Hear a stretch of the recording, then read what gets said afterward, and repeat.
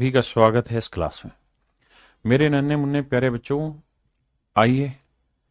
अश्विनी, सौरभ, अर्पण, रोहित कुमार, अभिषेक, आकाश तिवारी, निधि, प्रवीण, सचिन, हेमदूत, अभिषेक, अस्मित, संदीप राजपूत भाई, आप सभी का स्वागत है मेरे प्यारे बच्चों। आप सभी का स्वागत है मेरी क्लास में। आइए मेरे प्यारे बच्चों, जैसा मैंने आपको कहा कि आज हम परसेंटेज का वो मूल पढ़ने जा रहे हैं जो आपके लिए बहुत जरूरी है। और वैसे तो आज परसेंटेज की टाइप सी स्टार्ट हो रही है, लेकिन अगर कॉन्सेप्ट की बात करें तो आज हमारा पहला कॉन्सेप्ट स्टार्ट होने जा रहा है।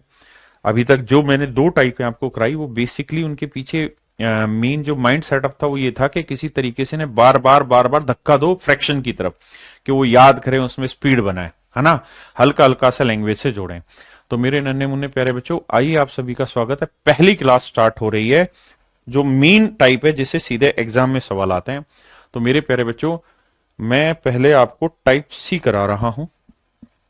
टाइप ए करा दिया था आपको, टाइप बी हो चुका था, तो यहां हम चर्चा कर रहे हैं आपसे टाइप सी पर।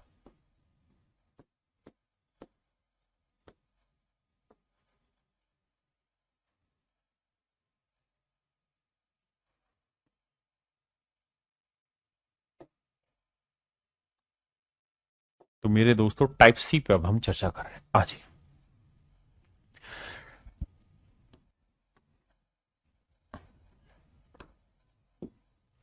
बहुत प्यारा सा कॉन्सेप्ट है। सवाल में कह रहा है there are two types of animal in a room. एक कमरे में दो तरीके के जानवर हैं, कुछ तो बिल्लियां हैं, कुछ कुत्ते हैं। भाई, पहले एक से दो सवाल तो होंगे इस कॉन्सेप्ट को मजबूत करने के, उसके बाद जो सवाल बनेंगे वो बनेंगे पेपर के। ठीक है, पहले उस कॉन्सेप्ट को मजबूत किया जाएगा, फिर आगे बढ़ा जाएगा। देखिए मेरे दोस्त, कहता है किसी कमरे में कुछ बिल्ली और कुछ कुत्ते हैं। प्रत्येक बिल्ली 7 बिस्किट खाती, प्रत्येक कुत्ता 9 बिस्किट खाता है। यदि 45 जानवर हैं तो टोटल जानवर कितने मेरे भाई? 45। 45 में से कुछ बिल्लियां हैं और कुछ कुत्ते हैं, तो एक्स बिल्लियां हैं और कुत्ते कितने हो गए? 45 माइनस एक्स। मेरे बच्चे, 45 जानवर है जिसमें एक्स बिल्लियां हैं और बाकी 45 माइनस एक्स कुत्ते हैं। सवाल में कह रहा है कि भैया हर एक बिल्ली 7 बिस्किट खा रही है, तो एक्स बिल्लियां कितने बिस्किट खा जाएंगी मेरे दोस्तों? 7 एक्स। हर एक कुत्ते की बात करें तो 9 बिस्किट खा रहा है, तो भैया 45 माइनस एक्स कुत्ते कितना खा जाएंगे? गुना करेंगे, तो 9 को इससे करेंगे, 9 5 45, 9 चौक 36 और 4 40, 405 माइनस 9 एक्स। जबकि टोटल कहता है कुल मिला के जो बिस्किट खाए हैं कुत्ते और बिल्लियों ने मिलके वो खाए हैं 355। कह रहा भैया जी बताओ, बिल्ली कितनी, कुत्ते कितने? तो मेरे बच्चे, 7 में से 2 एक्स घटाया तो यह आया -2 एक्स। ये 405 उधर जाएगा माइनस का, दैट इज -50। माइनस से माइनस काटा, एक्स की वैल्यू आ गई 25। यानी मेरे दोस्तों, एक्स की वैल्यू 25 आ गई। तो इसका मतलब साफ सुथरी बात यह हो गई कि भैया 25 तो है एक्स, एक्स मतलब बिल्लियां, बिल्लियों की संख्या है 25, और कुत्ते कितने हो गए? 45 माइनस 25, 20। ये तो मेरे प्यारे बच्चों इस सवाल को करने का तरीका है डिटेल। एक भाई कह रहा 45 माइनस एक्स क्यों लिया पवन? पवन भाई, 45 माइनस एक्स इसलिए लिया क्योंकि टोटल जानवर 45 है, उसमें से अगर बिल्लियां 25 हैं तो कुत्ते बाकी हो गए। भाई बड़ी सीधी सी बात है, अगर 45 जानवर और उसमें 25 बिल्लियां हैं तो बाकी कुत्ते कितने कैसे निकाले? 45 माइनस 25, 20। तो ऐसे मैंने 45 में से अगर एक्स बिल्लियां ले ली हैं तो 45 में से एक्स हटा देंगे तो बाकी क्या बचे? कुत्ते बचे। सिंपल सी बात। अब कॉन्सेप्ट देने की कोशिश करता हूं। देखो यार, सारा खेल है मैनिपुलेशन का, कि हम आंकड़ों को कितना साफ सुथरे तरीके से मैनिपुलेट करते हैं। अगर हमें मैनिपुलेशन समझ आता है तो बहुत अच्छी चीज है। भैया ये बताओ कि जानवर कितने हैं? 45। मैनिपुलेशन समझते हो क्या होता है? मैनिपुलेशन का मतलब होता है, जैसे मान लीजिए मेरी जेब में 20 रुपए, लेकिन मैं आपको ये बात डायरेक्ट ना बोल के इनडायरेक्ट बोलना चाह रहा हूं। I do not want to tell you in direct way, I just want to express it to you in indirect way. How? कि भाई मेरे पास 20 रुपए का आधा धन है। 20 का आधा कितना हुआ? 10। ठीक है जी, मैं इस बात को घुमा के कैसे बोलूं? नहीं यार, मैं दोबारा से बताता हूं, देखो ध्यान से। मेरे बच्चों, मैंने कहा कि यार मेरी जेब में 20 रुपए हैं, मैं इस बात को डायरेक्ट ना बोल के इनडायरेक्ट कैसे बोलूं कि यार मेरी जेब में ना 10 रुपए हैं और अब मेरी जेब में 10 रुपए हैं और मैं नहीं, मैं फिर से गलत बोल रहा हूं, मैनिपुलेशन फिर हो रहा है, दिमाग में कुछ और चल रहा है, शांत होने दो 1 सेकेंड।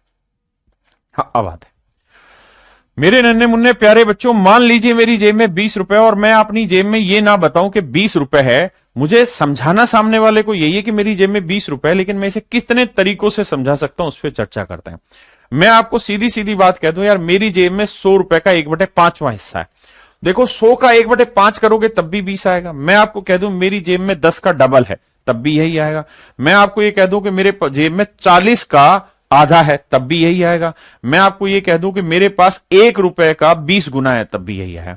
यानी आपने चीज देखी कि मैं कहूं कुछ भी लेकिन अर्थ सभी बातों का एक ही निकल के आता है।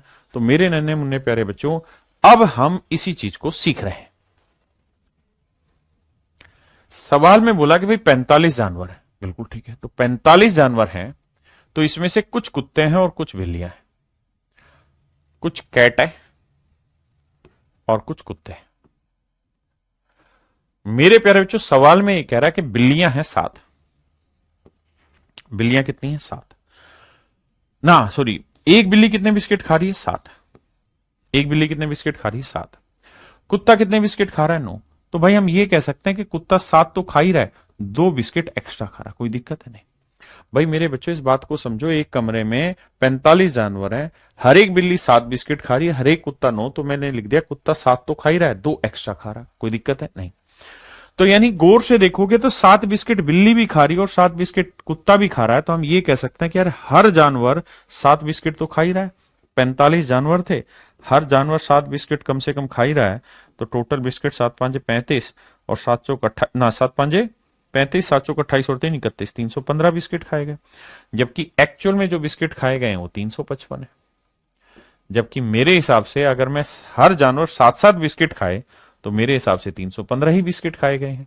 तो कितने बिस्किट एक्स्ट्रा खाए गए हैं? 40। किसकी वजह से? भाई 40 ज्यादा बिस्किट खाए गए हैं। क्यों? क्योंकि सर हर एक कुत्ता जो है वो 2 बिस्किट एक्स्ट्रा खाता है, हर कुत्ता 2 बिस्किट एक्स्ट्रा खाता है। या हम यूं कह सकते हैं कि 2 बिस्किट एक्स्ट्रा खिलाने के लिए एक कुत्ता चाहिए, तो 40 बिस्किट एक्स्ट्रा खिलाने के लिए कितने कुत्ते चाहिए? 20। तो मेरे दोस्तों कुत्ते हैं 20, तो 45 में 20 कुत्ते हैं, तो बिल्लियां कितनी हुई? 25। मेरे नन्हे मुन्ने प्यारे बच्चों, 25 बिल्लियां हैं और 20 कुत्ते, ही मेरा आंसर आ गया, पहला तरीका। आप चाहें तो इस बात का मैनिपुलेशन दूसरे तरीके से भी बांट सकते हैं। कैसे?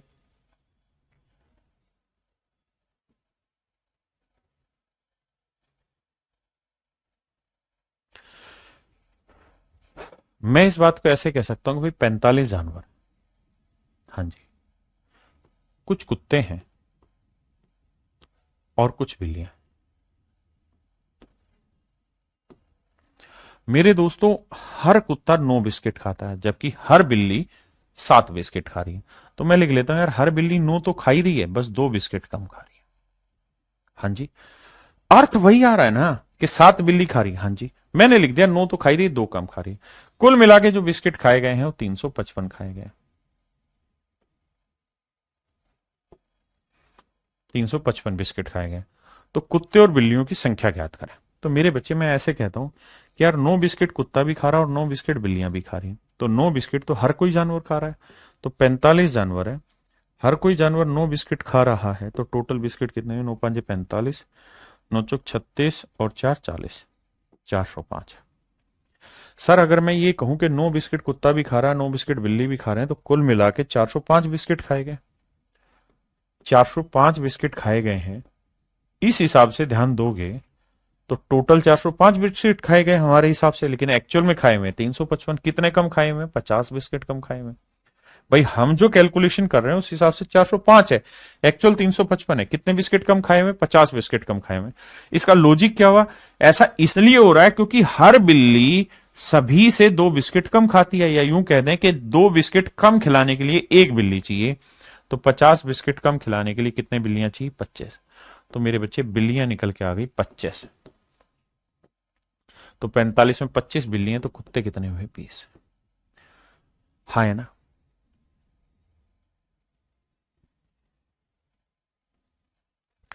इस सवाल को समझे। कहता है किसी चिड़ियाघर में कुछ खरगोश तथा कबूतर है, कुल सिरों की संख्या 280। भाई हर जानवर के दो एक ही सर होता है, तो 280 जानवरों के 280 सर होंगे, यानी जानवरों की संख्या है 280। सवाल में कह रहा है भैया क्या, सवाल में ये कह रहा है कि भैया अगर हम बात करें जानवरों की तो कुछ तो है कबूतर और कुछ है खरगोश, कुछ है कबूतर और कुछ है खरगोश। तो मेरे दोस्तों हर कबूतर के कितने पैर होते हैं? 2। और खरगोश के कितने होते हैं? 4। तो मेरे बच्चे हर खरगोश के 2 तो होते ही हैं, 2 पैर वो एक्स्ट्रा रखता है। 2 पैर तो होते ही हैं, 2 पैर वो एक्स्ट्रा रखता है। और टोटल कुल मिला के पैरों की संख्या कितनी है मेरे प्यारे बच्चों? 820। कुल मिला के पैरों की संख्या कितनी है? 820। अब तो 2 पैर मेरे बच्चे कबूतर के भी हैं और 2 पैर खरगोश के हैं। इस लिहाज से देखें तो 280 जानवरों के 2 पैर के हिसाब से देखें तो टोटल 500 कितना हो गया? 60 पैर हो गए। जबकि एक्चुअल में 560 पैर नहीं, 820 है। तो कितने ज्यादा? 0 पर हम 6 गया 6 और 6 में 7 में 5 गया 260 पैर।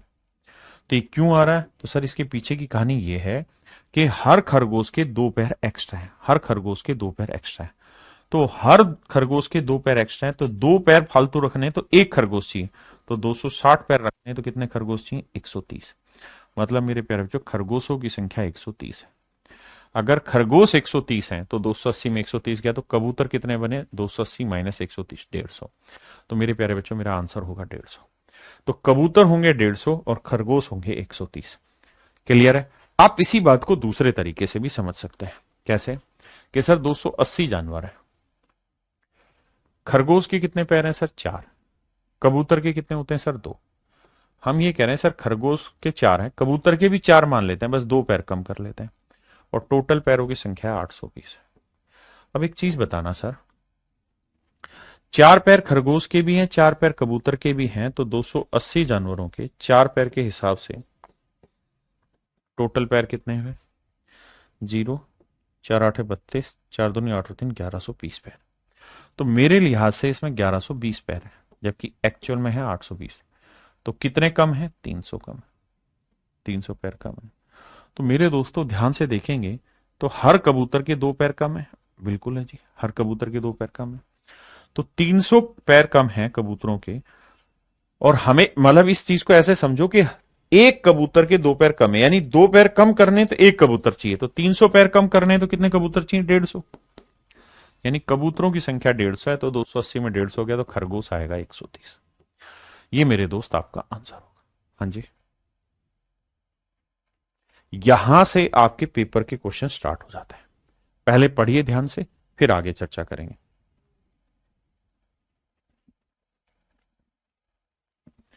देखिए मेरे दोस्त, कहानी को थोड़ा छोटा कर देते हैं, अब ध्यान से समझिएगा वर्ड टू वर्ड। देखिए अरिथमेटिक को समझने का एक ही तरीका है, लैंग्वेज को 3 बार 4 बार 5 बार लगातार पढ़िए, जब तक नहीं समझ में आए पढ़ते रहिए। कह रहा है the population of A town is 6000, किसी शहर की जनसंख्या 6000 है। मेल आर इंक्रीज बाई 5%, पुरुष 5% बढ़े हैं, जबकि महिलाएं इंक्रीज हुई 9%, महिलाएं 9% बढ़ी हैं। बिल्कुल। Then population will become 6500 after 1 year, जबकि 1 साल बाद की जनसंख्या 6500 हो जाती है। 1 साल बाद शहर की जनसंख्या 6500 हो जाती है। तो मेरे दोस्तों एक बात हो, टोटल पॉपुलेशन कितनी है? 6000। बिल्कुल सही है सर। मेल किस गति से बढ़ रहे हैं सर? मेल बढ़ रहे हैं सर 5% की गति से। फीमेल किस गति से बढ़ रही है जी? सर फीमेल बढ़ रही है 8% की गति से। 9%, तो हम लिख लेते हैं फीमेल 5% तो बढ़ ही रही है, 4% एक्स्ट्रा बढ़ रही है। और मेरे दोस्तों 1 साल बाद शहर की जनसंख्या 6500 हो जाती है। थी कितनी भैया? 6000। अब कितनी होगी बाबू? 6500। तो 6000 घटाओगे तो बन कितनी जाएगी? 500। कितनी हो जाएगी जी? 500। इसका मतलब 1 साल में इन्होंने 500 जनसंख्या बढ़ा दी शहर वालों ने। अब बेटा ऐसे सोचो कि 5% जनसंख्या तो मेल की बढ़ रही, 5% फीमेल की बढ़ रही, तो यूं कह सकते हैं कि सर 5% टोटल जनसंख्या ही बढ़ रही है। तो भैया 6,000 का 5%, 5%, 20 से 20 काटा 300, यानी हमारे लिहाज से तो जनसंख्या बढ़नी चाहिए थी 300, लेकिन एक्चुअल में बढ़ी कितनी है 500। तो कितनी ज्यादा बढ़ी हुई है 200। ये 200 ज्यादा क्यों बढ़ी हुई है? क्योंकि सर फीमेल का 4% पॉपुलेशन एक्स्ट्रा बढ़ रहा था, फीमेल का 4% पॉपुलेशन एक्स्ट्रा बढ़ा है। इस 4% एक्स्ट्रा की वजह से ही तो ये 200 एक्स्ट्रा बढ़ा। तो 4 से काटेंगे 50, कैलकुलेट करोगे 50 को 100 से तो 5,000। तो फीमेल का आंसर होगा 5,000 मेरे बच्चों, और 6 में से 5 गया तो मेल आया 1,000। पहले इतनी बात समझेंगे।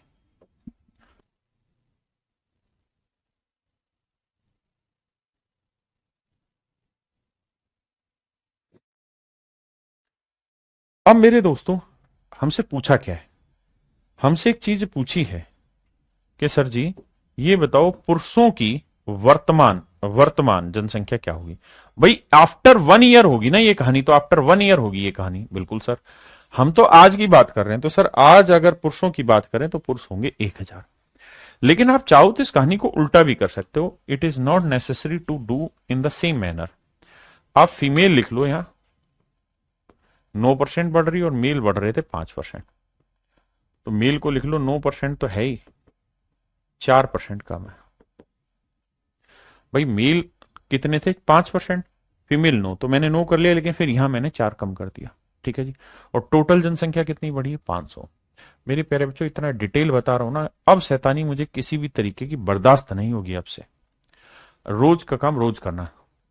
देखिए ध्यान से, अब भाई 9% मेल भी बढ़ रहे हैं, 9% फीमेल भी बढ़ रहे हैं, तो इसका मतलब टोटल पॉपुलेशन ही 9% बढ़ेगी। हाँ जी। तो 6,000 का 9% क्या हुआ? 20 से 20 काटा 540। इस हिसाब से जनसंख्या बढ़ी भाई 540। यार हमारे हिसाब से 540 बढ़ने चाहिए, है 500, तो कितने कमी बढ़ी भाई? 40 की कम बढ़ी। किसकी वजह से भैया? 4%। तो मेल का 4% जो वैल्यू है वो रिप्रेजेंट कर रहा है 40 को, तो 4 से काटेंगे 10 आया। तो मेल आएगा मेरे बच्चे 1,000। यानी मेरे दोस्तों पुरुषों की जो जनसंख्या है वो 1,000 है, मेल की जनसंख्या 1,000 है। तो 6 में से 1 घटाओगे तो यह आएगा 5,000। अब मेरे प्यारे बच्चों मुझे कमेंट करके बताओ कितने बच्चे इस चीज को फास्ट स्पीड से समझ गए। मतलब सर मेरा में लोबे नहीं चल रहा है, पता नहीं क्या कर रहा है भाई। अब मेरी पॉइंट समझ पाए? मेन बात पे आ जाओ कि पेपर में आप जो मर्जी तरीका लगाइए हर एक से आंसर आएगा।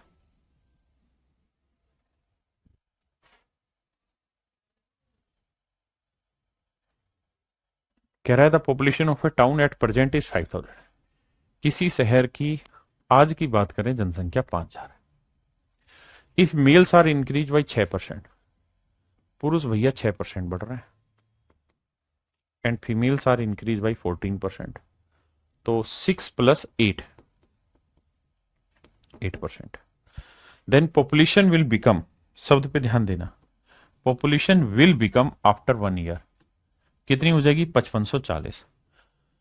तो 1 साल बाद शहर की जनसंख्या 5540 हो जाती है। तो पुरुषों की वर्तमान संख्या ज्ञात करें, find the number of males at present. तो पुरुष वर्तमान ज्ञात करो। तो देखिए दोस्त, हमें यह देखना होगा कि जनसंख्या थी कितनी? 5,000, और भैया 1 साल बाद क्या कल्याण कर दिया? 5,100 नहीं 5,540 हो गई। तो कितना बढ़ गया? 540 बढ़ गया जी। तो 540 जो है वो एक्चुअल ग्रोथ है। आ जाइए। तो 6% मेल भी बढ़े हैं, 6% फीमेल भी बढ़ी है। तो 6% तो मेरे बच्चे टोटल पॉपुलेशन बढ़ी। हाँ जी। तो 5,000 का 6%,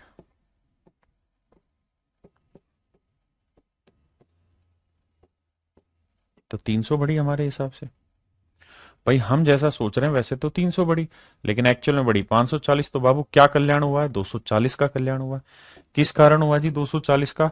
काहे कि जो मेल है उनकी नहीं, फीमेल की जनसंख्या 8% बढ़ी है एक्स्ट्रा।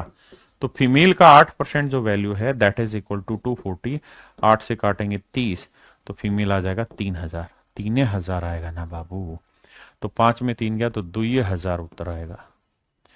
आप में से कितने बच्चे सहमत है इस बात से?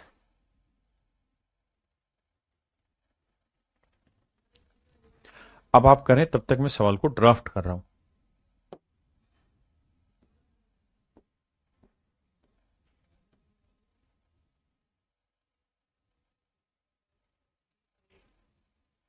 महिलाओं की 5 है, तो पहले महिलाएं लिख लेता हूं, आप करते रहिए सवाल को। और मेल है 8%, तो 5 जमा 3%। आइए मेरे दोस्तों, कह रहा है population will become this after 1 year, 1 साल बाद इतनी हो जाएगी, 1 वर्ष बाद जनसंख्या इतनी हो जाएगी। तो मेरे नन्हे मुन्ने बच्चों, एक बात तो बताओ, 10,272 हो जाएगी जी, मान ली बात आपकी सही, लेकिन आज कितनी है? आज है सर 9600। घटाते हैं जी, 2 आया, 7 आया, 12 में 6 गया, 6 आया, 10 में 9 गया, 1 है। गलत कर रहा हूं क्या मैं? हाँ, हासिल तो आएगी नहीं। यानी कुल मिला के 672 जनसंख्या बढ़ी है। ध्यान देना भाई, कह रहा है जी 672 जनसंख्या बढ़ी हुई है कुल मिला के 1 साल में। अब मेरे दोस्तों सामने आइए, क्या कि भाई 5% मेल बढ़े, 5% फीमेल बढ़ी, तो इस हिसाब से 5% पूरी जनसंख्या बढ़ी। सर कोई दो राय नहीं है। तो भैया 9600 का 5%,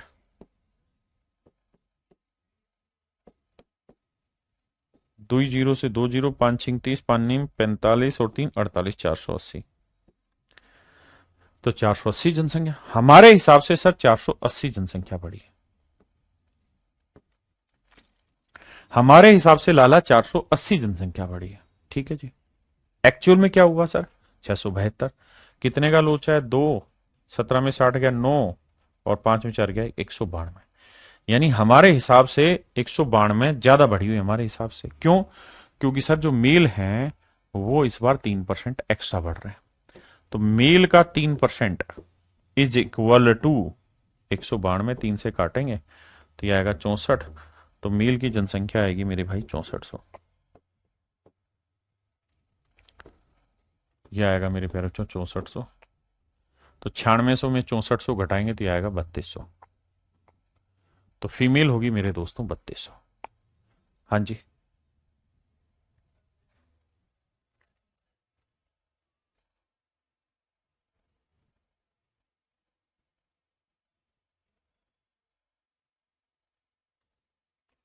मेरे प्यारे बच्चों ये होमवर्क है, ये आपको खुद ही करना है। The population of A village was this in a year, the increase in the, कह रहा 9800 थी, 8% एक लोग बढ़े, 5% दूसरे लोग बढ़े, 1 साल बाद जनसंख्या 10,450 होगी। मतलब वो यही कह रहा है कि इन ए ईयर, देखो यहां लिखा हुआ है 1 साल बाद, है ना। एक गांव की जनसंख्या कितनी थी 1 साल में। तो ये कहानी लिखी हुई, ये होमवर्क है आपका, खुद करना है।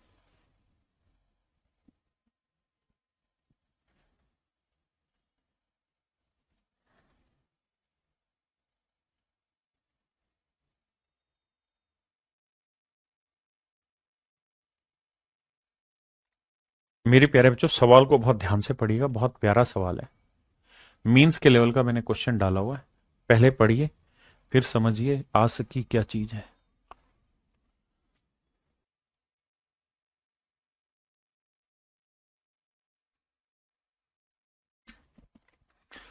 मेरे नन्हे मुन्ने प्यारे बच्चों ध्यान दीजिए। प्राची कश्यप कह रहे हैं होमवर्क के क्वेश्चन कहां मिलेंगे? बेटा ये होमवर्क दे तो दिया, एक ही टाइप के कुछ ही तो मैं कराऊंगा, सारे थोड़ी करा रहा हूं। तो ये होमवर्क क्या करना, इसका सॉल्यूशन क्लास नोट्स में मिल जाएगा जो तुम्हें मिलते हैं रोज। आओ, कह रहा है total population of A cities 9500, किसी शहर की कुल जनसंख्या 9500 है। लिख दिया साहब 9500, बहुत सुंदर।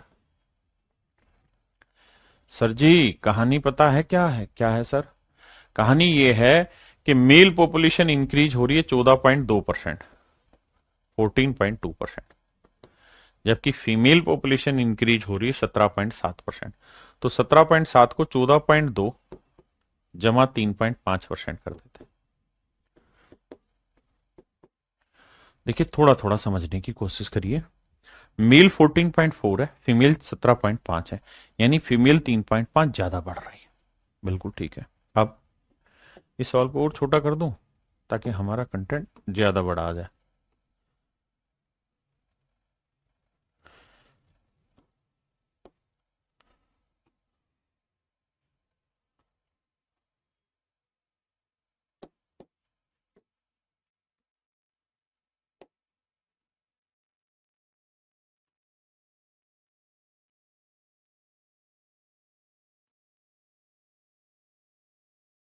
आइए मेरे दोस्त, और सवाल में कह रहा है कि एक साल के बाद जनसंख्या 11,003 हो गई। 11,003 हो गई। पहले कितनी थी भाई? 9500। तो क्या चेंज हुआ है जी? 3 शून्य, 10 में 5 गया 5, 10 में 9 गया 1। एक साल बाद सर 1503 बढ़ गई जनसंख्या। कितनी बढ़ गई सर? 1503।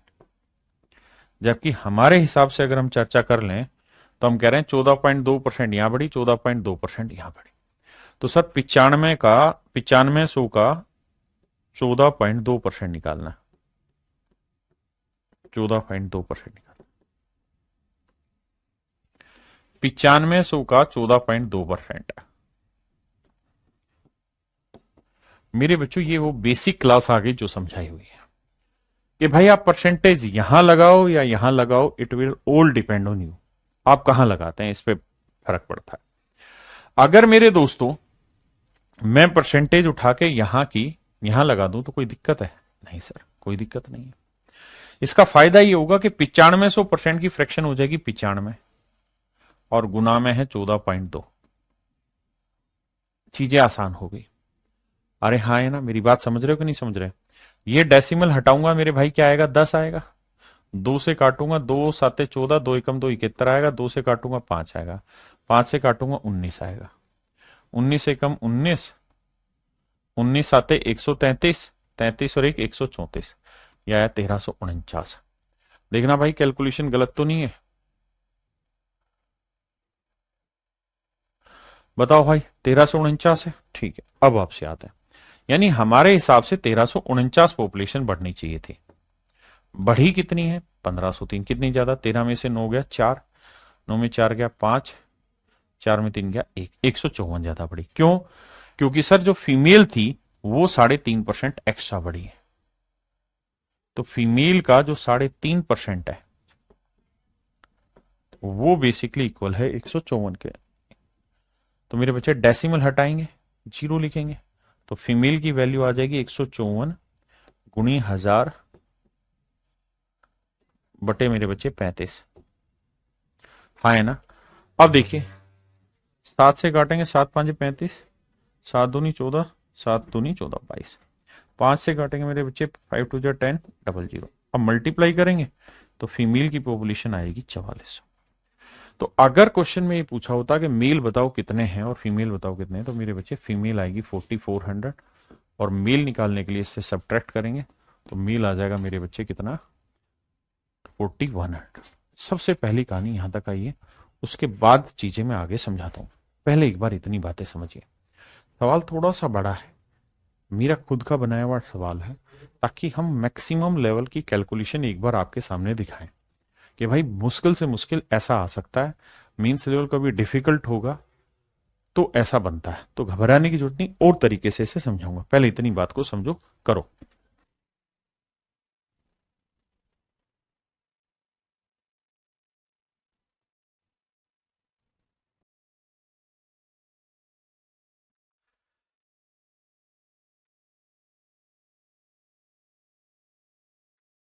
मेरे बच्चों हमसे पूछा क्या हुआ उस बात पे चर्चा करते हैं।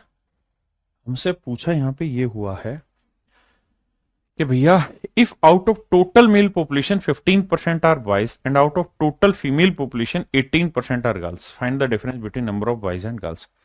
अब यहां आ जाइए मेरे दोस्तों, इस कहानी पे हमने यहां से ये बता दिया कि सर मेल कितने और फीमेल कितनी। ठीक है जी। तो मेल है सर 4100 और फीमेल है सर 4400। सवाल में मुझे ये कह रहा है कि out of total male 15% are boys, कहता है लड़कों में ना, आदमियों में 15% लड़के हैं। बिल्कुल ठीक है जी। और कहता है जी लड़कियों में 18% जो है ना, फीमेल में 18% लड़कियां हैं। कहता है जी इनका डिफरेंस निकाल के बताओ।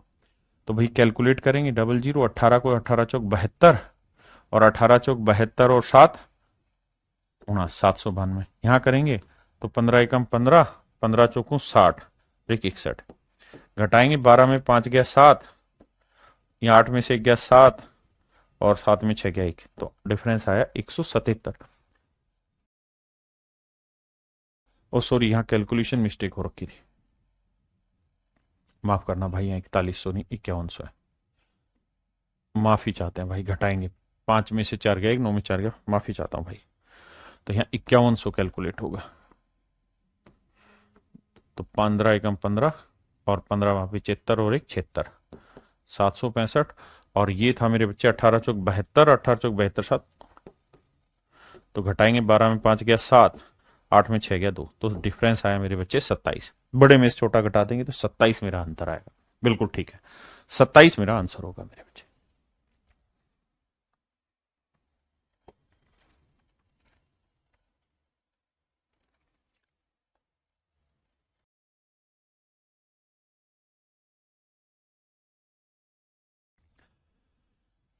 मेरे प्यारे बच्चों ध्यान से देखिए, सवाल में कह रहा है कि 2010 में a library contain a total of 11,500 books in 2 categories.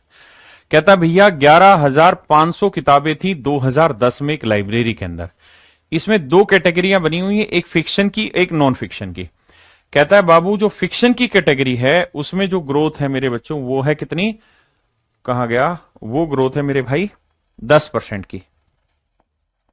और जो नॉन फिक्शन है उसमें ग्रोथ है 12% की, तो इसे लिख लेते हैं 10 तो है ही, 2% एक्स्ट्रा है।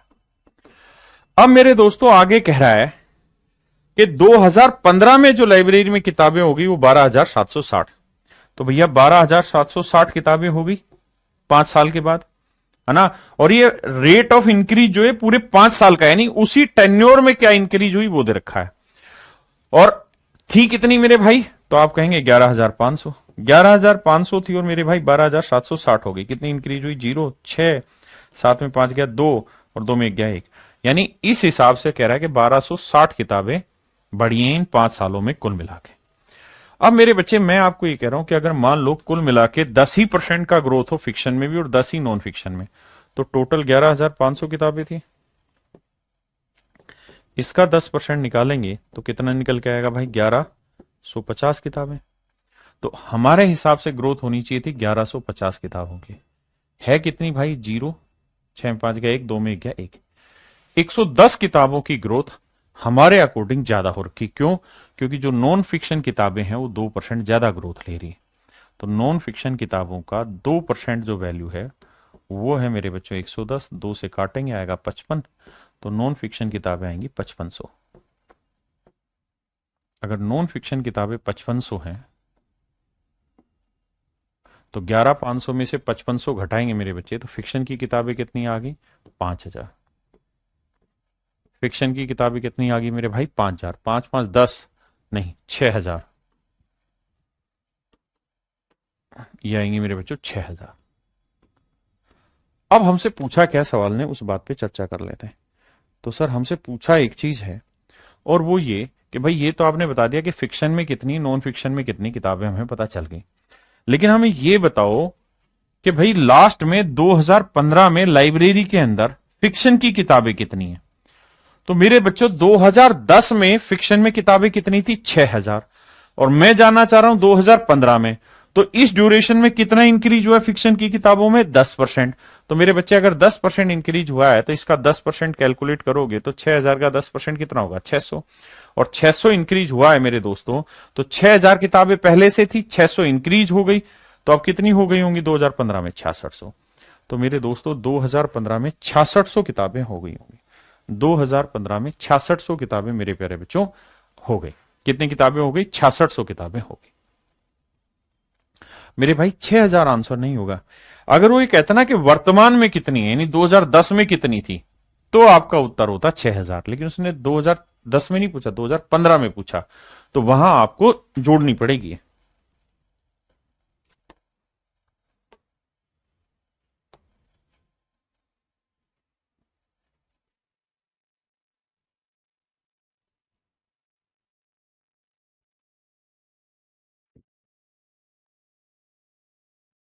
देखिए यार, सवाल में ये कह रहा है कि एक आदमी ने 16,000 रुपए,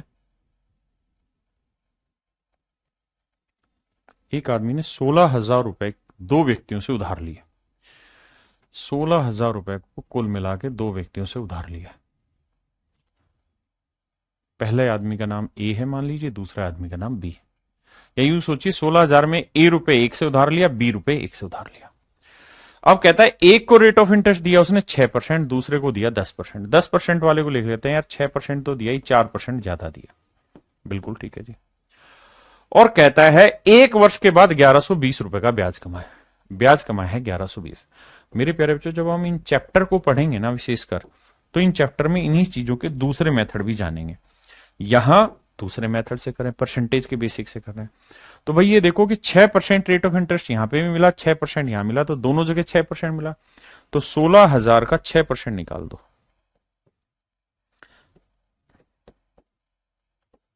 तो ये आएगा मेरे बच्चे 9600 रुपए, 960 रुपए।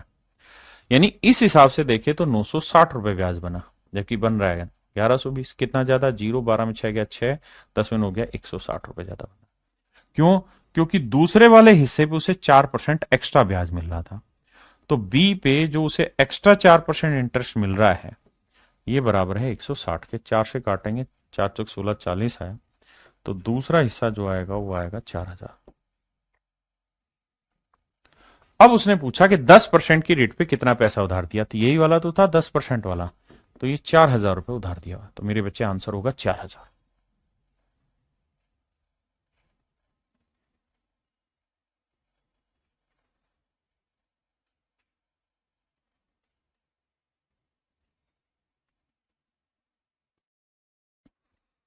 मेरे बच्चों, सवाल में कह रहा है कि एक व्यापारी है, वो एक तो खरीदता है मेरे भाई रिस्ट वॉच, और एक खरीदता है दीवार घड़ी। ठीक है भाई, एक खरीदता है और दोनों चीजें खरीदता है 390 रुपए में। चिंता नहीं करना, प्रॉफिट एंड लॉस में अलग तरीका सिखा दूंगा। तो एक तो खरीदता है रिस्ट वॉच और एक खरीदता है वॉल, दीवार घड़ी, है ना। हाथ घड़ी पे 10% होता है, हैंड वॉच पे 10% का प्रॉफिट होता है, और जो दीवार पे रखी गई है वॉल क्लॉक है, उस पे 15% का। तो इसे लिख लेते हैं 10% तो ही, 5% ज्यादा।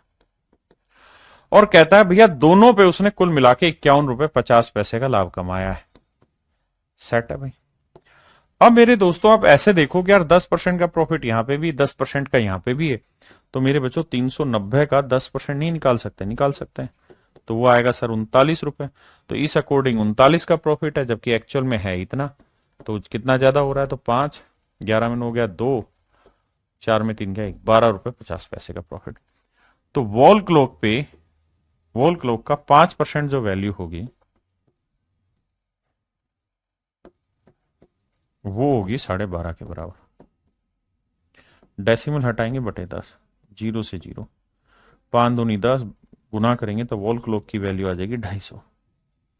तो दीवार घड़ी की कीमत है भैया 250 रुपए। और अगर हैंड वॉच की बात करें, कलाई वाली घड़ी की, तो 390 में 250 घटाओगे 140। तो उनके वास्तविक मूल्यों के बीच का अंतर कितना है? तो भैया 250 और 140 का डिफरेंस पूछ रहा है, तो डिफरेंस निकालोगे वो आएगा 110। और यही हमारे सवाल का उत्तर है।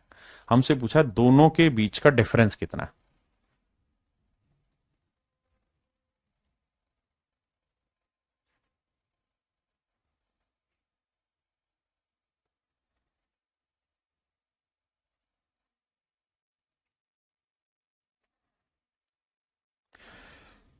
देखिए मेरे दोस्त,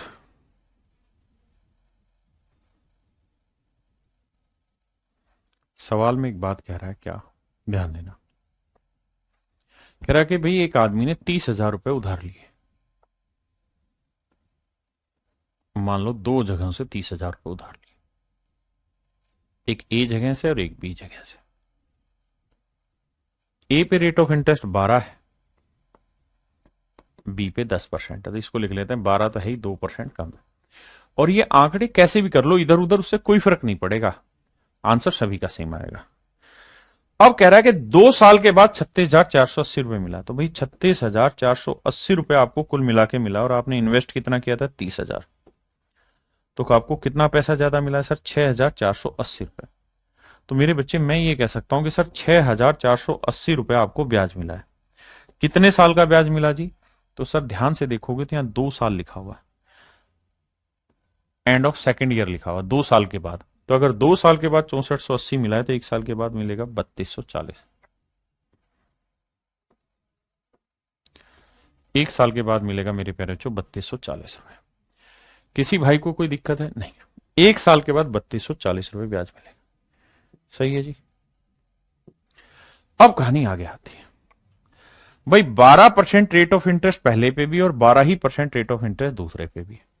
तो दोनों पे 12% लेंगे तो 30,000 का 12% लेंगे, 12,3600। तो मेरे प्यारे बच्चों इस हिसाब से ब्याज बनेगा 3600। लेकिन एक्चुअल जो ब्याज बन रहा है वो तो बन रहा है भैया कम, 3240। तो कितना कम बन रहा है? तो 360। किसकी वजह से? दूसरे पे। तो जो दूसरा हिस्सा था इस पे उसे 2% कम ब्याज मिल रहा है, इसी वजह से तो 360 कम ब्याज मिला। 2 से काटेंगे 180, गुना करेंगे 100 से तो 18,000। यानी दूसरे हिस्से पे उसने जो इन्वेस्टमेंट थी उसकी 18,000 थी, 30 में से 18 घटाए तो पहले हिस्से में इन्वेस्टमेंट है मेरे भाई 12,000। ये मेरे प्यारे बच्चों मेरा आंसर। कह रहा 12% पे लिया गया पैसा, बताओ। तो ये 12% पे ये वाला था, क्योंकि ये तो 12 में से 2 गया 10 था, तो ये 12 पे कितना था? 12,000। तो मेरे बच्चे मेरा आंसर होगा ऑप्शन सी, 12,000।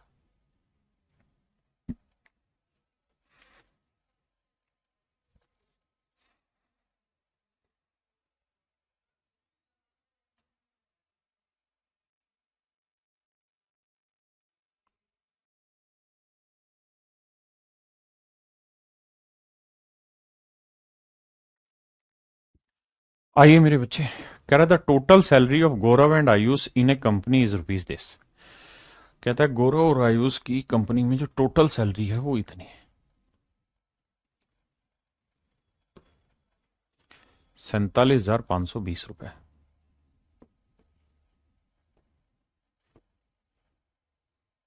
दो लोग हैं, एक गौरव है और एक आयुष है। कहता है गौरव की सैलरी में 23% का इंक्रीज हो रहा है, जबकि दूसरे की सैलरी में 30% का। अब मेरे दोस्तों एक बात बताओ, 23% निकालना आसान है या 30%? तो हमेशा क्या करो, जो आसान हो उसको पूरे पे लेके चलो। तो हम मान लेते हैं भाई आयुष का 30% इंक्रीज है सैलरी में, जबकि गौरव की सैलरी में इंक्रीज है कितना? 23%। तो हम कहेंगे गौरव की में 30% तो इंक्रीज हो ही रहा है, बस 7% कम इंक्रीज हो रहा है। हाँ जी सर, बिल्कुल ठीक बात है।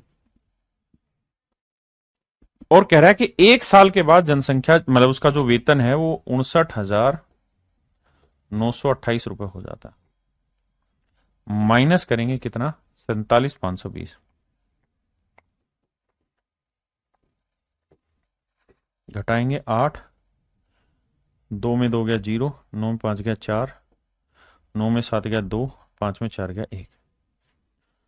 तो यह आया मेरे बच्चे 12,408।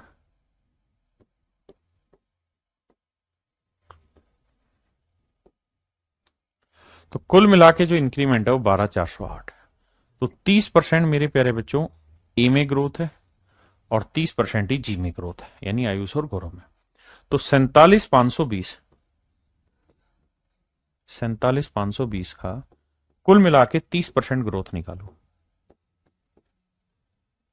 तो 2 0 2 0 कटा, 3 से गुना करेंगे, 3 दूनी 6, 3 5 15, 3 7 21 और 1 22, 3 चौक 12 और 2 14, 14,256। तो हमारे अकॉर्डिंग जो ग्रोथ बन रही है वो भाई 14,256 बन रही है, लेकिन एक्चुअल में जो ग्रोथ है वो 12,408 है। तो कितने की कमी निकालते हैं? 16 में 8 गया 8, यहां 4 बचा, फिर यहां 12 में से 4 गया 8 आया मेरे भाई, यहां 3 में 2 गया 1, 1848। हमारे हिसाब से 1848 इनकम कम बन रही है। क्यों कम बन रही? क्योंकि गौरव की 30% नहीं 7% कम ग्रोथ था। तो गौरव की इनकम का जो 7% था वो बराबर है इसके। तो देखिए यार, 7 से काटेंगे, 7 दूनी 14, बचा कितना जी? 7 दूनी 14, 4, 7 छिंग 42, बचा कितना? 2, 7 चौक 28। तो गौरव की जो तनख्वाह है वो बनी 26,400। तो मेरे भाई गौरव की जो सैलरी वो 26,400 बनी। और इसमें से घटा देंगे तो वो आ जाएगी आयुष की सैलरी। अब जरा ध्यान देना पहले इतनी बात पे। अगर मैं आपसे कहूं कि भाई आयुष की तनख्वाह निकाल के बताओ, तो आप यही तो कहोगे सर कि भाई 47,520 में से गौरव की सैलरी कितनी, 26,400। ये घटा देंगे तो बाकी आयुष की आ जाएगी, तो 0, 2, 1, 1, 2, यानी 21,120 रुपए जो तनख्वाह है वो है मेरे बच्चे आयुष की, और 26,400 रुपए तनख्वाह है गौरव की। वो कह रहा है कि भैया हमको क्या बताओ, हमको इन दोनों के बीच का डिफरेंस बताओ। तो डिफरेंस निकालना है, तो भाई देखो 26,400 में से 21,120 घटाओ। 0, 10 में से 2 गया 8। यहां क्या बचा मेरे बच्चों, यहां 3 में गया 2। तो देखो 280 कहां आ रहा है, किस ऑप्शन में के आखिर में 280 है, यहां है कहीं नहीं, यही है, तो ये मेरा आंसर है। बाकी और भी घटाओगे तो 6 में से 1 गया 5, तो 5,280 मेरा आंसर। अब मेरे प्यारे बच्चों हम एक नेक्स्ट टाइप स्टार्ट कर रहे हैं, टाइप डी।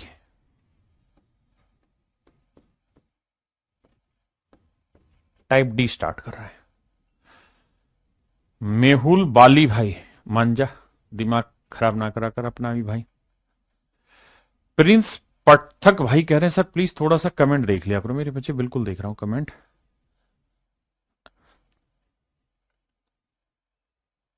अच्छा मैं देख लेता हूं, दीक्षा बेटा अभी देख लेता हूं, अभी देख ले रहा हूं, ठीक है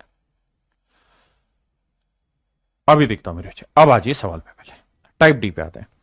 टाइप डी में मेरे प्यारे बच्चों फेल और पास के क्वेश्चन है। आइए देखते हैं जरा फेल और पास के क्वेश्चन। फेल पास की कहानी को समझते हैं, आओ मेरे भाई। आइए सवाल में कह रहा है 40% आर दी पासिंग मार्क्स।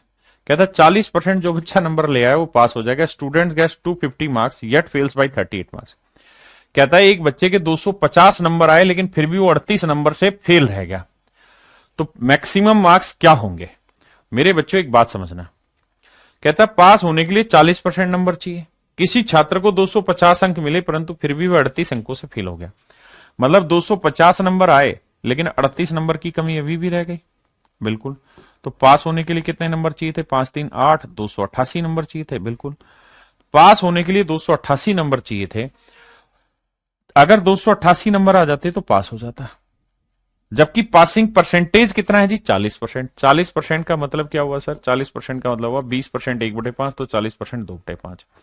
इसका मतलब अगर मैक्सिमम मार्क्स 5 है,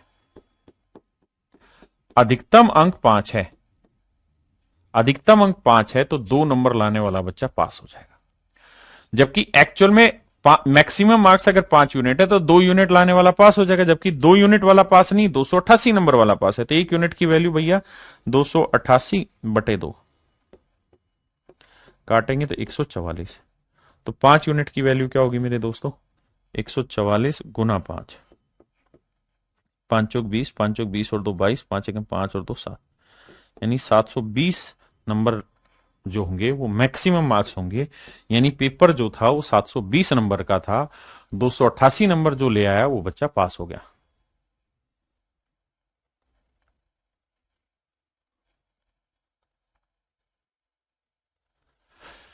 दिव्यार्थी भाई, अगर एक इंक्रीज एक डिक्रीज होता है और अगली ईयर और ए सर्टेन टाइम बाद कोई चेंज नहीं हुआ टोटल पॉपुलेशन में, मेरे प्यारे बच्चों उसने क्या कहा, हमें उस लैंग्वेज पे फोकस करना है और किसी चीज पे नहीं। उसने फोकस कहा कि भाई उतने टेन्योर पे, तो हम उस टेन्योर पे फोकस कर रहे हैं, ठीक है।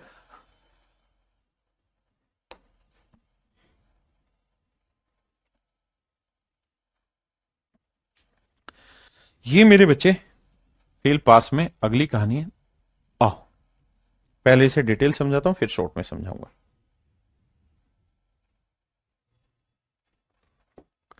मेरे प्यारे बच्चों सवाल में कह रहा है स्टूडेंट्स को 25% marks then he is failed by 210 marks. कहता है जब एक बच्चे के 25% नंबर आए, 25% नंबर आए, तो मेरे बच्चों 210 नंबर से फेल हो गया। देखो 25% आए लेकिन 210 अंकों से फेल हो गया, इसका मतलब ये हुआ कि 25% नंबर आए, अगर 210 नंबर और आ जाते तो पास हो जाता। अगली लाइन में कह रहा है but if he score 55% marks, अगर उसके 55% आ जाते तो वो 240 से पास हो जाता। कह रहा 55% नंबर आ जाते but if he score 55% marks then he is passed with 240। अगर उसके 55% नंबर आ जाते तो वो 240 अंकों से पास हो जाता। कहता 55% नंबर आ जाते तो 240 अंकों से पास हो जाता। मेरे दोस्त, कहानी को समझिए क्या कह रहा है। ये कह रहा है कि भैया पहले डिटेल समझते हैं, मान लेते हैं मैक्सिमम मार्क्स, अधिकतम अंक मान लेते हैं, पूरा डिटेल में समझेंगे। मैक्सिमम मार्क्स, अधिकतम अंक मान लेते हैं एक्स। पहले डिटेल हमने मान लिया कि यार एक्स अंक जो है उस पेपर के मैक्सिमम है। सवाल में कह रहा है जी एक बच्चा था, उसको क्या हुआ, 25% नंबर आए, मैक्सिमम नंबर का 25% नंबर आए, लेकिन 210 नंबर से फेल हो गया। यानी 210 नंबर उसके अगर आप और दे दें तो ये बच्चा पास हो जाएगा। ये हो जाएगा मेरे बच्चे पास। यानी हम ये कह सकते हैं पास मार्क्स है। यानी मैक्सिमम का 25% नंबर आया और 210 से फेल हो गया ना, 25% आया, अगर 210 नंबर और मिल जाते तो पास हो जाता। बिल्कुल ठीक है। अगली लाइन में कह रहा है कि अगर इस बच्चे के 55% नंबर आए तो एक्स का 55% नंबर आए, लेकिन कह रहा है इस कंडीशन में वो 240 नंबर से पास हो गया। मतलब 240 नंबर से पास होने का मतलब यहां ये है कि पास होने के लिए जितने नंबर चाहिए थे उससे 240 नंबर ऊपर है, तो 240 इसमें से घटा देंगे। तो ये भी मेरे दोस्तों पासिंग मार्क्स ही है, पास मार्क्स ही है। आपने कहा ठीक है भाई। उसने कहा कि अगर 25% आए तो 210 से फेल, मतलब 25% नंबर में 210 जोड़ दोगे पास। 55% लाओगे तो 240 फालतू लिया है, तो 55% से 240 हटा दोगे तो भी पास।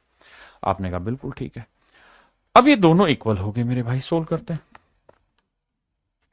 ये 55% टैक्स है, 25% टैक्स घटाएंगे तो ये आएगा मेरे बच्चे 55 में से 25 क्या 30% टैक्स, और यहां 210 उधर जाएगा तो ये आएगा 450। दोनों जगह इधर उधर करोगे ये आएगा। परसेंटेज का मतलब बना मेरे बच्चे बटे 100, तो 30% माने 30/100। 3 से काटेंगे 150,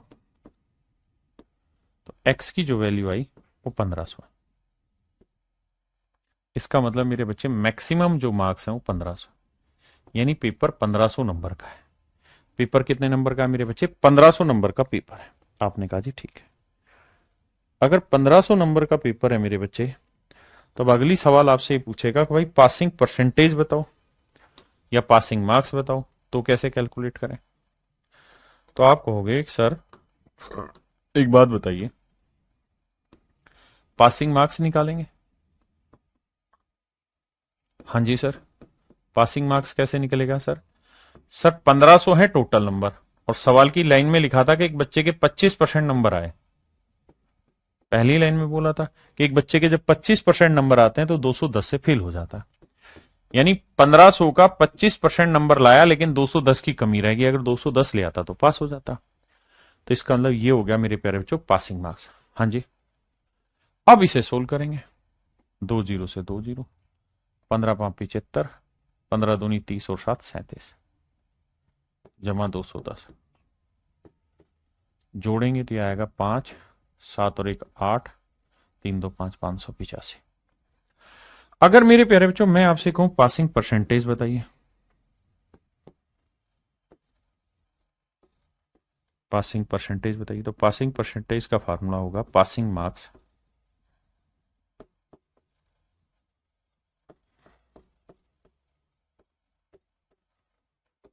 अपॉन मैक्सिमम मार्क्स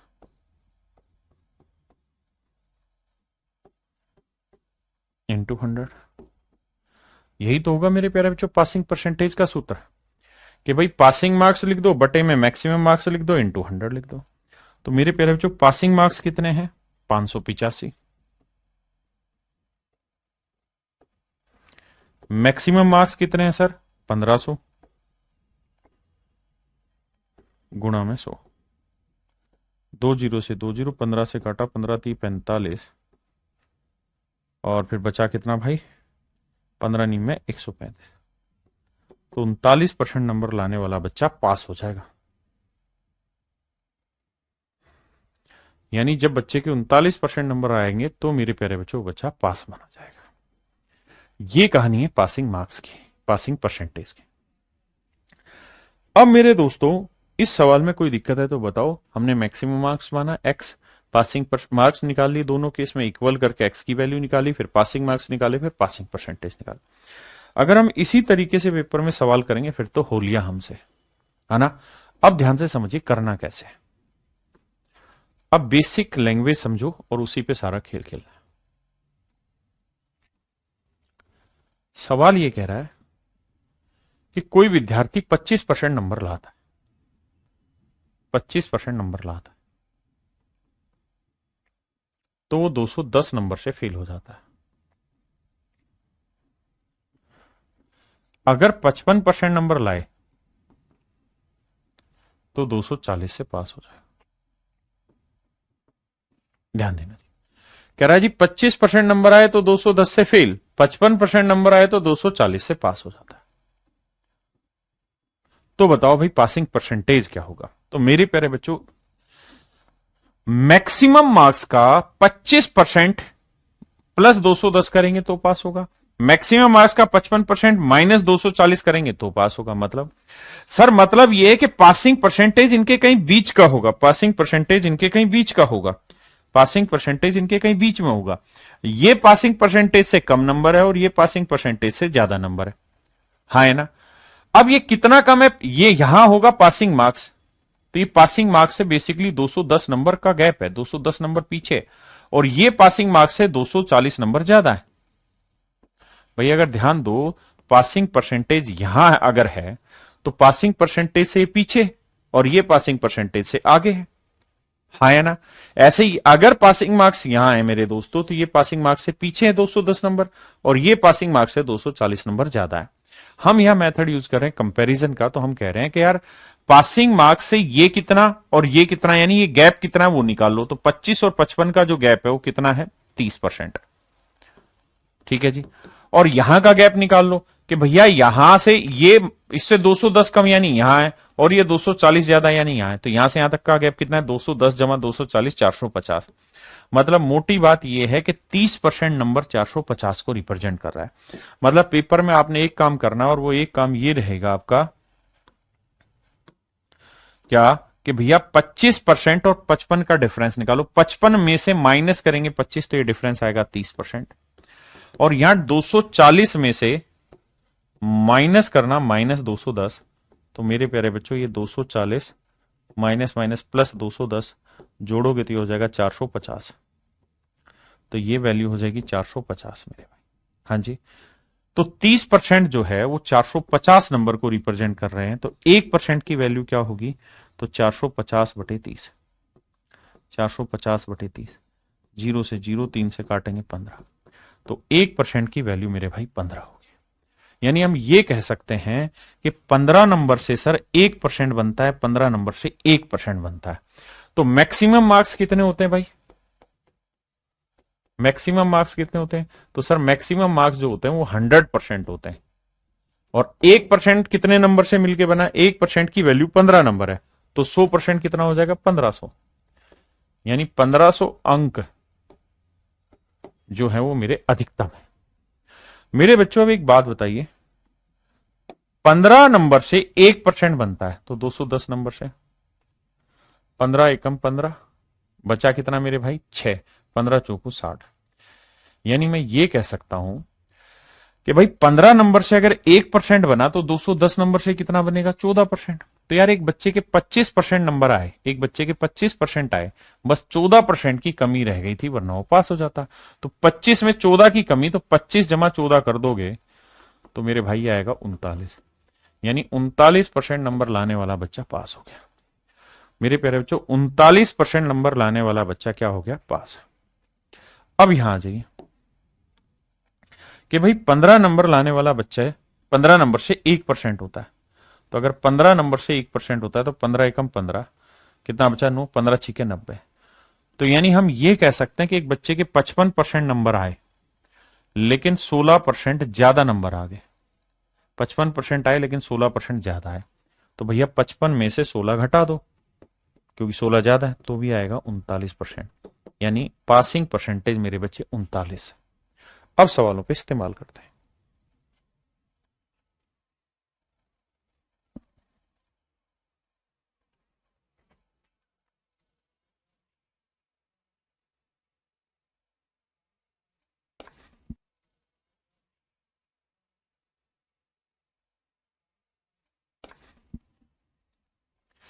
कह रहा है स्टूडेंट स्कोर 36% मार्क्स, एक बच्चे के 36% नंबर आए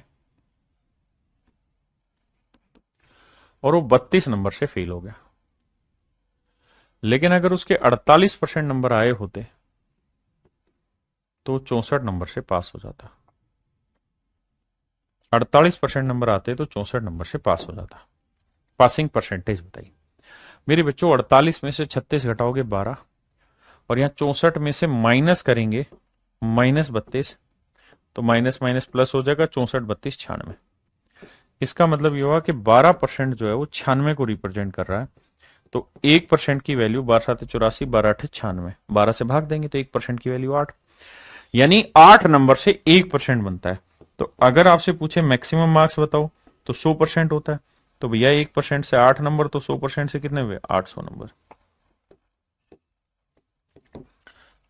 सॉरी 800 नंबर। यानी 800 नंबर लाने वाला बच्चा मैक्सिमम स्कोर करेगा, मतलब 800 नंबर जो है वो मैक्सिमम मार्क्स है। पासिंग परसेंटेज पूछा है, तो अगर 8 नंबर से 1% बनता है तो 32 नंबर से कितना बनेगा? 8 चौक 32, 4%। तो सोचो एक बच्चे के 36% आए लेकिन 4% की कमी रह गई, तो 36 और 4 40% वाला पास हो जाता। या ऐसे देखो कि यार 8 नंबर से 1% बना तो 64 नंबर से कितना बना? 8%। बिल्कुल ठीक है। तो यानी एक बच्चे के 48% आए और 8% ज्यादा आ गया, तो 48 में से 8 हटाओगे तो आएगा कितना? 40%।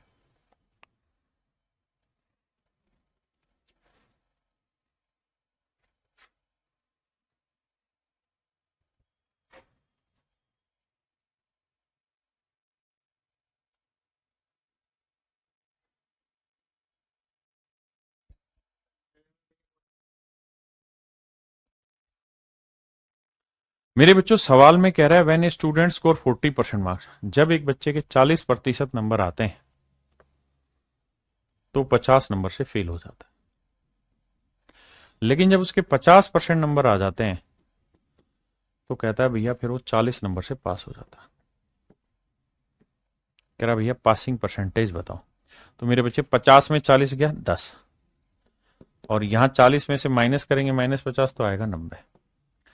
तो समझने वाली बात यह है कि 1% की जो वैल्यू है वो है 9 नंबर, यानी 9 नंबर से 1% बनता है। तो मैक्सिमम मार्क्स हो जाएंगे 100%, तो 1% 9, तो 100% 900। 9 से भाग देंगे, 9 5 45, 5/9। यानी मेरे प्यारे बच्चों एक बच्चे के 40% नंबर आए लेकिन 5 सही 5/9% की कमी रह गई, तो पास होने वाला कितने से होगा? 45 सही 5/9%। That is your answer. अच्छा ही नहीं, यानी 45 सही 5/9% नंबर ले आओगे तो पास हो जाओगे।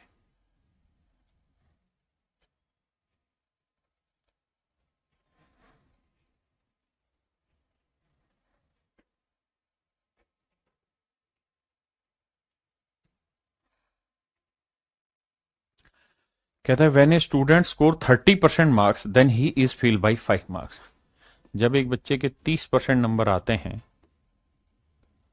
तो कहता है जी 5 नंबर से लुढ़क जाता है। लेकिन अगर 40% नंबर आते हैं तो कह रहा भैया 15 नंबर से पास हो जाता है। तो देखो 30 और 40 का डिफरेंस 10% आया, और यहां 15 में से माइनस करेंगे -5, तो यह आएगा कितना? 2 20। नहीं ये कितना था? 10 था, सॉरी सॉरी सॉरी 10। तो 10 में से माइनस करेंगे -5 तो जुड़ के 15 हो जाएगा। तो यहां से आपको पता चला कि भैया 1% की जो वैल्यू है वो 15/10 है, यानी 3/2 है। यानी मैं देसी भाषा में कहूं तो यूं कह सकता हूं कि हर 3/2 नंबर से 1% बनता है। तो मैक्सिमम मार्क्स कितने होते हैं सर? 100%। तो भैया 1% की वैल्यू 3/2 नंबर है, तो 100% की वैल्यू कितनी बनी, काटोगे 50 थी 150 नंबर। तो मैक्सिमम मार्क्स 150 और 150 केवल एक ही ऑप्शन में, तो यही मेरा आंसर। पासिंग परसेंटेज निकालना है। तो भाई 3/2 नंबर से 1% बनता है, तो 5 नंबर से कितना, तो 5 को 3/2 से भाग दोगे, 2 पलट के ऊपर जाएगा तो ये आएगा 10/3, और 10/3 को लिखेंगे 3 सही 1/3। यानी एक बच्चे के 30% नंबर आए, लेकिन 3 सही 1/3% की कमी रह गई। जोड़ोगे तो 30 और 3 33 सही 1/3%। यानी जिस बच्चे के 150 नंबर मैक्सिमम है तो 100% है, और पास होने के लिए 33 सही 1/3% आंसर लाना होगा।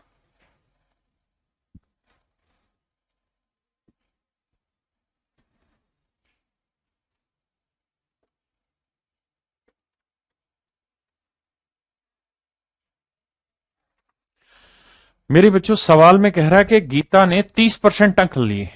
30% जब उसके नंबर आए तो कह रहा है भैया 50 नंबर से फेल हो गई। वहीं पे अगर उसके 45% नंबर आए होते, या किसी दूसरे बच्चे के 45% नंबर लाया होता, तो पास होने के लिए 25 अंक ज्यादा आ जाते। पहले इतनी ही कहानी सेट करते हैं। 45 में 30 गया 15%, 25 में से माइनस करेंगे, -50 75, तो 15% 75, तो मेरे बच्चे 1% कितने नंबर बनाता है, तो 5 नंबर। मैं ये कह सकता हूं सर 5 अंकों से 1% बनता है। 5 नंबर अगर कोई बच्चा ले आएगा तो 1% बनेगा। तो वो ये नहीं पूछ रहा कि मैक्सिमम मार्क्स बताओ, पासिंग परसेंटेज बताओ, नहीं, उसने लाइन बदल दी। यहां से क्या लाइन बदली, उसने कहा सर तो फिर ये बताओ then how many marks did Vimal get if he score 64% marks. अगर एक बच्चे के 64% नंबर आते हैं तो कितने नंबर आए होंगे उसके।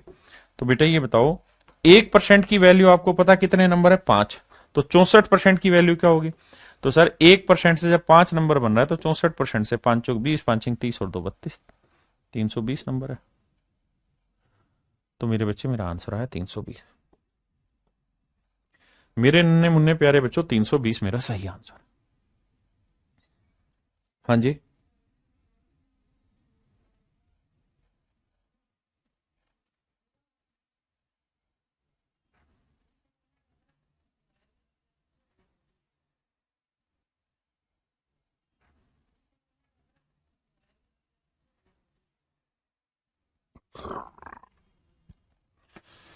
कह रहा भैया राजीव ने 20% नंबर स्कोर किए तो फेल हो गया 11 नंबर से। लेकिन अगर if he score 50% marks, 50% number ले लेता तो उसके 4 नंबर ज्यादा आ जाते पास होने से। तो पहले यहीं तक की कहानी सेट करते हैं भाई। ये आया 30%, बहुत बढ़िया जी। और ये आया कितना 15, क्योंकि 4 में से माइनस करेंगे -11 तो 15, तो 30% 15, तो 1% की वैल्यू 15/30 यानी 1/2। यानी आधे नंबर से ना मेरे भाई 1% तैयार होता है, आधे नंबर से 1% तैयार होता है। अब वो कहना क्या चाह रहा है उस बात पे चर्चा करते हैं। कहना वो ये चाह रहा है कि भाई ये बताओ कि पास होने के लिए कितने नंबर चाहिए। इस बार ध्यान देना, कनपट्टे लगाना। इस बार वो ये नहीं पूछ रहा कि पासिंग परसेंटेज बताओ, इस बार वो ये पूछ रहा है पास होने के लिए कितने नंबर चाहिए। तो मेरे नन्हे मुन्ने बच्चों एक बात बताओ, अगर हम इस बात को समझ गए कि भैया 1% की वैल्यू आधा नंबर है, 1% की वैल्यू आधा नंबर है, 1% की वैल्यू आधा नंबर है, तो ये बताओ 20% की वैल्यू क्या होगी। सर 1% आधा नंबर बनाता है तो 20% कितना बना देगा, 10 नंबर। तो पहली लाइन में ये तो कहता कि एक बच्चे के 10 नंबर आए लेकिन 11 की कमी रह गई, मतलब 11 नंबर और आ जाते तो पास हो जाता। तो पास होने के लिए कितने नंबर चाहिए, 21 यार, सो सिंपल, कुछ करना ही नहीं है आपको। भाई 1% से आधा नंबर बनता है, तो 20% से 10 नंबर बने, और कह रहा 20% लाया लेकिन 11 से फेल हो गया, मतलब 21 वाला पास है यार। क्या बात कर दी।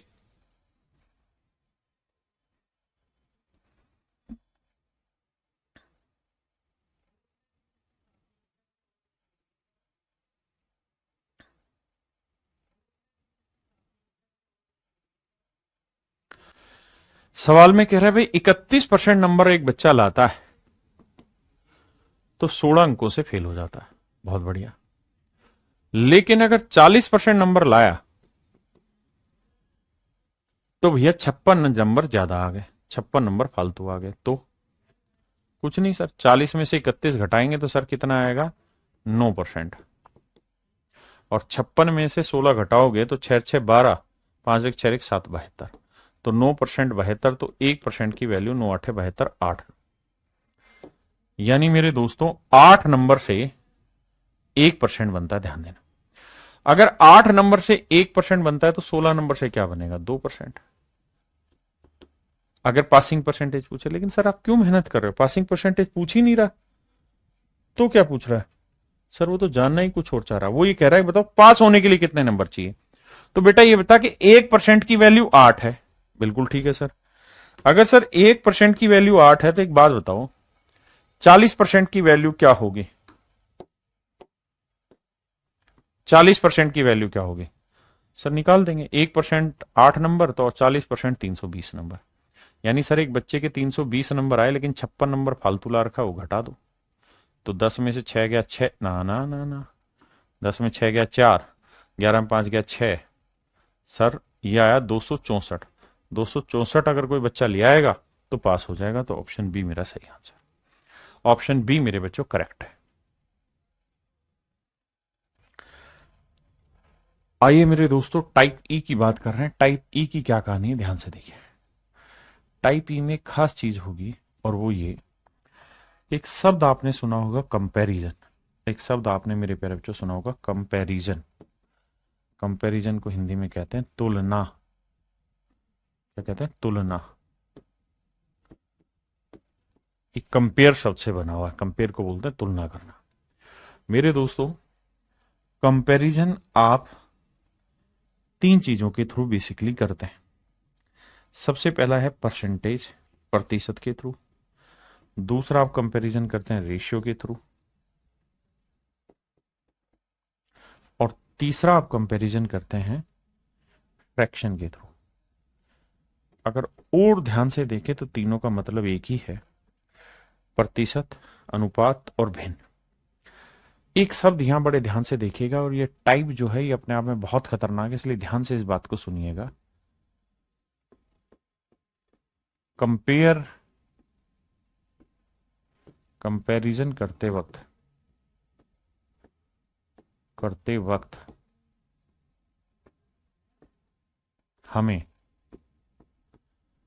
रियल वैल्यू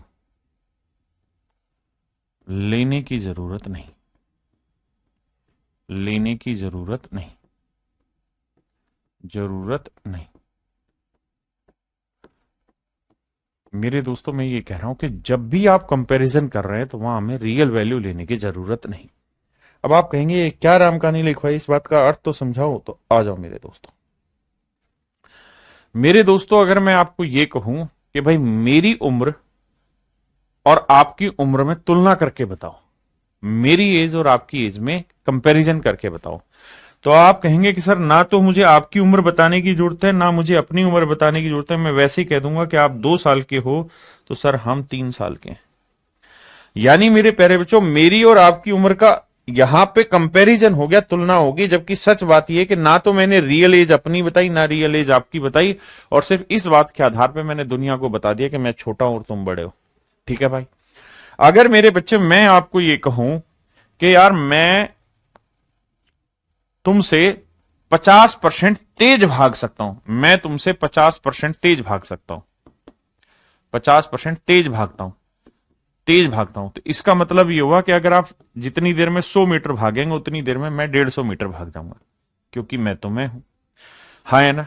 तो मेरे दोस्तों यहां मैंने आपको यह नहीं बताया कि आपकी स्पीड क्या है और मेरी स्पीड क्या है, मैंने नहीं बताया। लेकिन मेरे बच्चे मैंने आपको यह बता दिया कि भैया मैं आपसे 50% तेज हूं। यानी आप कंपैरिजन कर सकते हैं दोनों के बीच में। मेरी बात समझ पाए कि नहीं। फिर से अपनी बात समझाता हूं कि परसेंटेज, जैसे मैंने कहा कि यार मैं आपसे 10% कम कमाता हूं, मैं आपसे 10% कम कमाता हूं, इसका मतलब आप 100 कमाते हैं तो मैं 90 कमाता हूं, आप 10 कमाते हैं तो मैं 9 कमाता हूं, आप 100 करोड़ कमाते हो तो मैं 90 करोड़ कमाता हूं, आप 100 अरब कमाते हो तो मैं 90 अरब कमाता हूं। मेरी बात समझ रहे हैं। यानी यहां पे ना तो मैंने आपकी इनकम बताई एक्चुअल, ना मैंने अपनी एक्चुअल इनकम बताई, लेकिन मैंने दोनों के बीच में कंपैरिजन कर दिया। ऐसे ही मेरे बच्चे एक होता है फ्रैक्शन जिसे हम भिन्न कहते हैं, भिन्न भी तुलना बताता है। मैं कहूं कि यार मैं आपका 2/3 स्पीड से भाग सकता हूं, मैं आपकी 2/3 स्पीड से भाग सकता हूं। इसका मतलब ये हुआ कि अगर आपकी स्पीड 3 है तो मेरी स्पीड 2 होगी, आपकी स्पीड 3 तो मेरी स्पीड 2। मेरे दोस्तों 2/3 स्पीड से भागना मतलब आपकी 3 तो मेरी स्पीड 2। तो आपने एक चीज नोटिस की कि इन तीनों ही शब्दों से हम कंपैरिजन बताते हैं, तुलना निकाल के बताते हैं। और तुलना जब जब हमें निकालनी होती है तो वहां पे हमें किसी रियल वैल्यू की बताने की जरूरत नहीं है। मतलब हमें एक्चुअल में ये बताने की जरूरत नहीं है कि मेरी उम्र कितने साल और आपकी उम्र कितने साल है, बस रेशियो के थ्रू ही मैं उस बात को डिफाइन कर दूं। तो मेरे दोस्तों आज हम जो चर्चा कर रहे हैं वो कंपैरिजन पे चर्चा कर रहे हैं, ध्यान से समझिएगा। और इस बात को समझिएगा कि जब भी हमें कंपैरिजन फाइनल में निकालना हो तो हमें कोई रियल वैल्यू लेने की जरूरत नहीं है। और इस रियल का मतलब है कांस्टेंट वैल्यू लेने की भी जरूरत नहीं है। रियल को ही आप कांस्टेंट भी कह सकते हैं। कांस्टेंट को हिंदी में बोलेंगे स्थिर कोई मान। और अच्छे से समझो तो कोई फिक्स वैल्यू लेने की जरूरत नहीं। कैसे, सवाल के थ्रू समझाता हूं। जैसे सवाल में कहता है किसी वृत्त की त्रिज्या 25% बढ़ा दी जाए, किसी सर्कल की रेडियस 25% बढ़ा दी जाए तो क्या होगा। तो मेरे दोस्तों एक बात बताओ, लेट्स से ये कोई सर्कल है, अब मैंने इसकी रेडियस बढ़ा दी और ये इतना ही बड़ा सर्कल हो गया। तो कहता है इसके एरिया में क्या परिवर्तन होगा। तो भाई 25% बढ़ा दी गई तो 25% की फ्रैक्शन क्या होगी, 1/4। बिल्कुल ठीक है। मतलब अगर पहले वाले की रेडियस 4 थी तो इसकी रेडियस 1 बढ़ गई, 25% मतलब 4 का 25% 1 बढ़ गई। तो अब रेडियस कितनी हो गई, 5। तो मैं पूछ रहा हूं कि इसके एरिया में क्या चेंज होगा। तो आप कहेंगे देखो सर, एरिया होता है πr²। इसकी रेडियस कैपिटल आर हो गई तो मान लो πr², ये मान लो स्मॉल आर थी, ये बढ़ाने के बाद कैपिटल आर हो गई। तो यही तो एरिया होगा। हाँ जी, जरा चेक करते हैं आओ। भाई आर की वैल्यू 4 है तो 4 का वर्ग 16 पाई, पाई तो गुना था। भाई आर की वैल्यू यहां 5 है तो 5 का वर्ग 25 पाई। बिल्कुल ठीक है। अब सर एक मोटी बात समझना, क्या कि जब हम तुलना कर रहे हैं ना तो हमें इस पाई की जरूरत है ही नहीं। अगर आप इसे नहीं भी काटेंगे तो आप यही तो कहेंगे कि भाई 16 पाई से 25 पाई हो गया तो 9 पाई बढ़ गया। तो यानी सर 9 पाई इंक्रीज हो गया है किस पे, 16 पाई पे। तो कितना परसेंटेज, तो पाई से पाई गया। 1/16 कितना होता है सर, 6 सही 1/4%। तो 9/16 क्या होगा, 9×6 = 54 तो ये हुआ, और सर 9/4 ये हो गया। तो यह 2 सही 1/4। तो 54 और 2 56 सही 1/4%। यानी कुल मिला के 56 सही 1/4% इंक्रीज हो गया। अब मैं कहना क्या चाहता हूं उस बात पे फोकस करिए। मैं आपको मेरे दोस्त कहना ये चाह रहा हूं कि सच मायने में हमें इसकी जरूरत थी ही नहीं। ये तो फिक्स है भाई। सर्कल छोटा है तब भी पाई की वैल्यू 22/7 ही लिया आपने, बड़ा लोगे तब भी पाई की वैल्यू 22/7 है। यानी ये तो फिक्स है हर एक केस में। और मैं यही कह रहा हूं कि अगर सवाल के आखिर में परसेंटेज पूछा है, फ्रैक्शन पूछी है, रेशियो पूछा है, यानी कंपैरिजन पूछा है, तो वहां आपको रियल वैल्यू लेने की जरूरत नहीं है, कांस्टेंट या फिक्स वैल्यू लेने की जरूरत नहीं, उसके बिना भी आपका आंसर निकलेगा। तो अगर आप मेरे बच्चे हैं तो आपको सिंपल ये लिखना था कि भाई सर्कल का एरिया r² होता है। कब, जब हमें कंपैरिजन निकालना हो। तो अगर सर्कल का एरिया r² होता है तो 4 का वर्ग 16 और अब रेडियस 5 होगी तो 5 का वर्ग 25। तो इंक्रीज हो गया 9, 9 का इंक्रीज 16 पे। तो कितना आंसर, क्लियर है। 2-3 सवालों के थ्रू समझ आएगा। कहता है जी रेक्टेंगल की जो लेंथ है वो 37.5% बढ़ गई, आयत की लंबाई 37.5% बढ़ गई।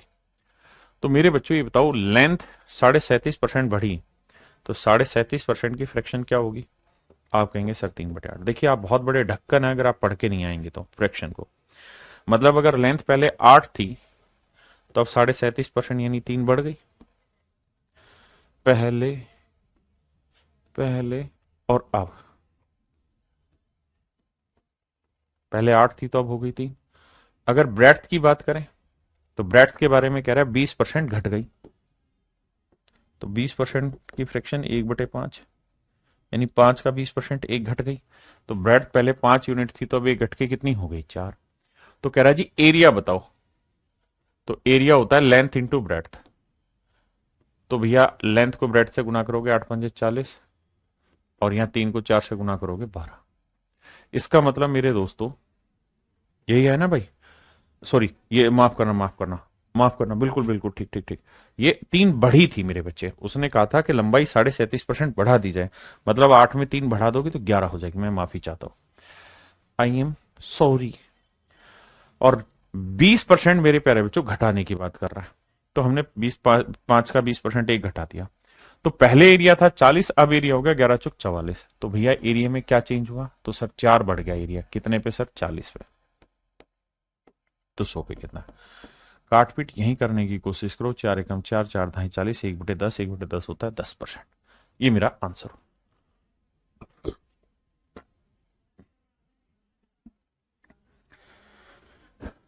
कहता है किसी वर्ग की भुजाएं 40% बढ़ जाती है। 40% की फ्रैक्शन क्या होती है जी? 2/5। मेरे बच्चे 20% की 1/5, तो 40% 2/5। यानी अगर स्क्वायर की जो साइड है, अगर मैं उसकी लेंथ एस मान लूं, तो पहले अगर साइड की लेंथ 5 थी, तो अब कहता है 40% बढ़ गई, 2 बढ़ के कितनी हो गई? 7। तो पहले जो 5 थी, अब कितनी होगी मेरे बच्चे? 7। पहले 5 थी, तो अब हो गई मेरे प्यारे बच्चों 7। अगर किसी स्क्वायर की साइड 40% बढ़ गई, मतलब 5 से 7 हो गई, तो कहता है इसके एरिया में क्या चेंज होगा? तो एरिया क्या होता है मेरे बच्चों? साइड का स्क्वायर। वर्ग का क्षेत्रफल जो होता है वो भुजा का वर्ग होता है। तो 5 का वर्ग 25, और 7 का वर्ग 49। यानी पहले जो एरिया 25 था वो 49 हो गया। कितना बढ़ा भाई? 24। तो 24 का इंक्रीज 25 पे, तो 100 पे कितना? 25 × 100, 24 × 96। आंसर आएगा मेरे बच्चे 96%। कितने बच्चे समझिए? बहुत बढ़िया, शानदार।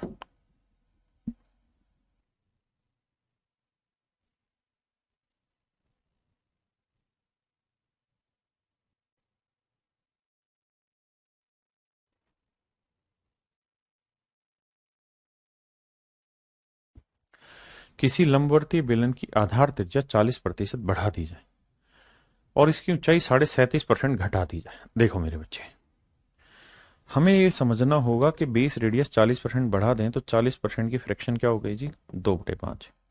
20% 1/5, 40% 2/5। यानी बेस की रेडियस मेरे बच्चों 5 थी, तो 2 बढ़ के अब हो गई 7। और कहता है कि इसकी हाइट 37.5% घटा दें, तो 37.5% की फ्रैक्शन 3/8। यानी हाइट अगर इसकी 8 थी, तो मेरे बच्चे 3 घट के कितनी हो गई? 5। हाँ जी। तो इसके वॉल्यूम में क्या चेंज होगा? तो वॉल्यूम होता है मेरे प्यारे बच्चों क्या? πr²h। जिन बच्चों को नहीं पता वो अभी छोड़ दो, इस फार्मूले को लिख लेना। जिनको पता है वो तो खुश हो जाएंगे। तो मेरे दोस्तों, वॉल्यूम होता है πr²h। और मैंने आपको ये बात समझाई कि जब भी आप कंपैरिजन निकाल रहे हैं, तो जो चीज कांस्टेंट रहती है, हर एक बार फिक्स रहती है, उसको हटा दो। तो पाई हटा दिया, तो r²h करेंगे तो r की वैल्यू 5 का और 25, और h की वैल्यू 8। 25 8 है 200। r की वैल्यू 7 है, h की वैल्यू 5, तो 7 का वर्ग 49, और h की वैल्यू 5। क्योंकि भाई मुझे तो r² इंटू एच करना है, तो 7 का वर्ग 49 गुना 5 करना है, तो यह आएगा 245। आपने कहा जी ठीक है, इसमें तो कोई दो राय नहीं है। तो मेरे बच्चे बताओ वॉल्यूम कितना बढ़ गया? तो सर 45 बढ़ गया वॉल्यूम। तो 45 बढ़ गया है मेरे भाई किस पे? 200 पे। तो 100 पे कितना भाई? 2 जीरो से 2 जीरो काटा, 2 से काटा 22.5। तो आंसर आया मेरे पे बच्चों 22.5%। That is in option A.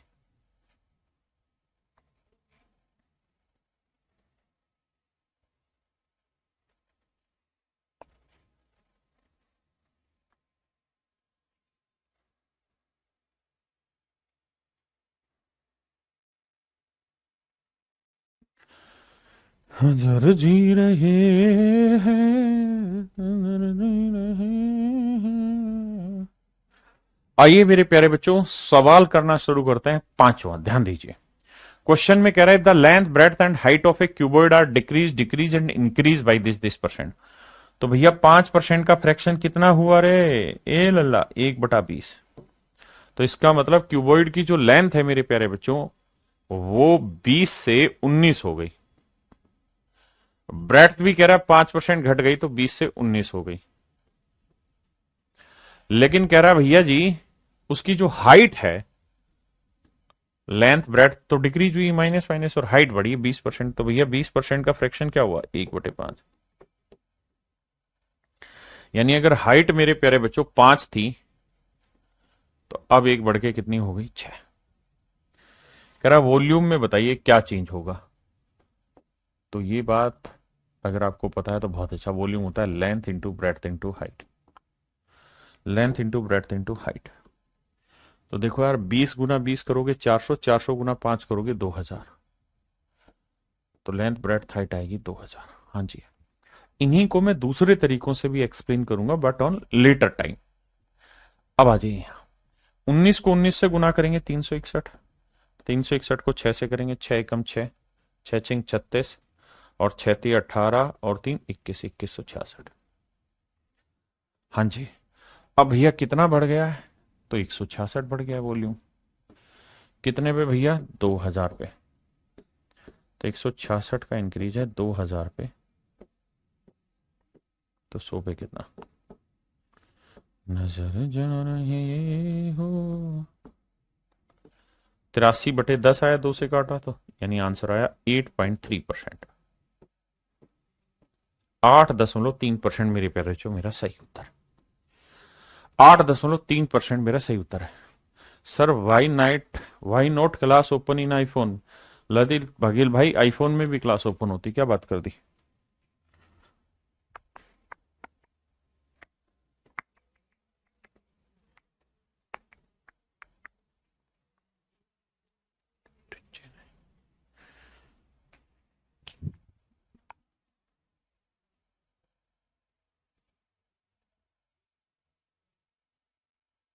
देखिए मेरे दोस्त, दो वैल्यूज है एक्स और वाई, और कह रहा है दोनों को 20-20% कम कर दिया। तो 20% की फ्रिक्शन 1/5, और ध्यान रखना कम किया है। एक्स की वैल्यू 5 से एक घट के कितनी हो गई? 4। और वाई की वैल्यू भी मेरे दोस्तों 5 से एक घट के कितनी हो गई? 4। तो सवाल में कह रहा है कि X into Y square, X into Y square, इसकी कहानियां सेट करो। एक्स इंटू वाई स्क्र, ध्यान देना। तो एक्स की वैल्यू 5 रखेंगे, और वाई की वैल्यू 5 का वर्ग 25, 25 पांजे 125। यानी पहले जो रिजल्ट 125 था, अब कितना हो गया? एक्स की वैल्यू 4 और वाई की वैल्यू 4 का वर्ग 16, 16 चौको 64। अब ध्यान से मेरी बात को सुनिएगा। मतलब पहले जो वैल्यू 125 थी, अब 64 हो गई। कितने की कमी हो गई? 61 की। 61 की कमी 125 पे, तो 100 पे कितने? 25 चौक 100, 25 पांजे 125। अब देखो, 5 से काटेंगे, 5 12 60, और 5 दूनी 10। 4 से गुणा करोगे, 4 दूनी 8, 4 दूनी 8, 4 एकम 4, 48.8%। दैट इज इन ऑप्शन सी।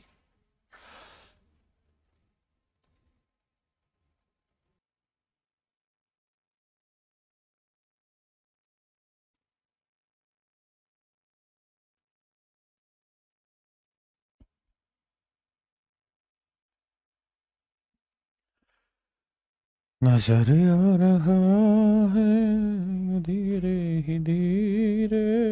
मेरे प्यारे बच्चों आइए, सवाल में कह रहा है the population of A town is 1,89,000। किसी शहर की जनसंख्या 1,89,000।